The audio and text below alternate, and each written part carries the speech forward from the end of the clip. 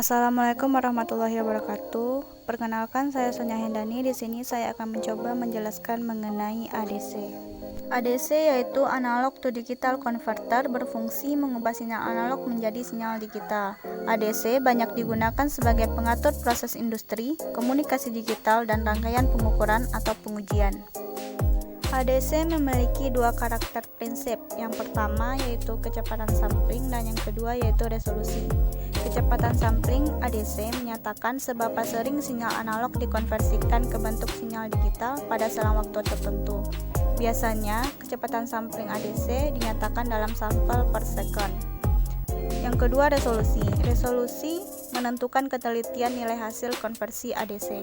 Prinsip kerja ADC adalah mengkonversi sinyal analog ke dalam bentuk besaran yang merupakan rasio perbandingan sinyal input dan tegangan referensi.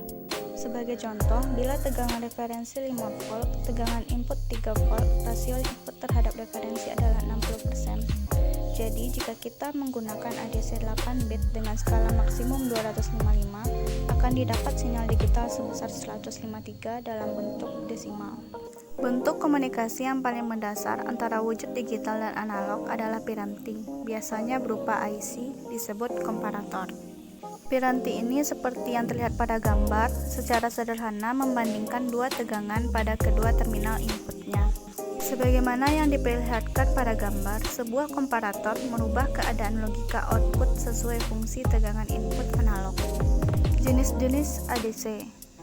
Ada ADC simultan, counter ramp ADC, dan SAR ADC. Input analog PI diubah ke bentuk digital secara simultan pada sisi positif dari komparator, sedangkan pada sisi negatif tergantung dengan ukuran bit konverter tersebut. Ketika VI melebihi tegangan input dan output komparator, maka hal ini menyatakan output komparator tergolong high, namun malah memberikan output low atau rendah. Counter ramp ADC. Di dalamnya juga ditemukan DAC yang berasal dari sumber clock, yang dikontrol dengan cara meng-AND-kan dengan output komparator. Komparator akan membandingkan tegangan dari masukan analog dengan masukan DAC. Jika Vin tidak sama dengan Vout DAC, maka Vout komparator sama dengan 1, sehingga clock dapat memberi masukan counter dan nilai counter naik. SAR ADC, konfigurasi yang digunakan tidak jauh beda dengan counter ramp, tapi saat trace dengan tracking, keluaran yang dihasilkan adalah kombinasi bit MSB sebagaimana yang terlihat pada nomor 1.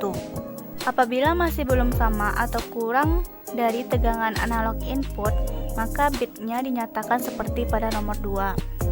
Dan apabila tegangan analog input lebih kecil dari tegangan yang dihasilkan oleh DAC, maka langkah berikutnya yaitu dengan menurunkan kombinasi bit sebagaimana yang terlihat pada nomor 3. Baiklah, sekian penjelasan dari saya. Assalamualaikum warahmatullahi wabarakatuh.